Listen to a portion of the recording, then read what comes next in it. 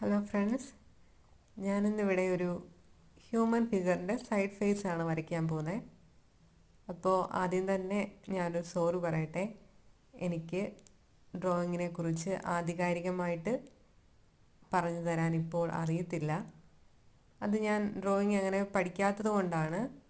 പക്ഷേ മറ്റെന്തെങ്കിലും സോഴ്സിൽ നിന്ന് യൂട്യൂബ് വീഡിയോസോ അങ്ങനെ എന്തെങ്കിലും ടെക്സ്റ്റോ ഒക്കെ റെഫർ ചെയ്തിട്ട് ഞാൻ എന്തായാലും നിങ്ങൾക്ക് കുറച്ച് ടെക്നിക്സൊക്കെ എനിക്ക് പറഞ്ഞു തരണം എന്ന് ആഗ്രഹമുണ്ട്.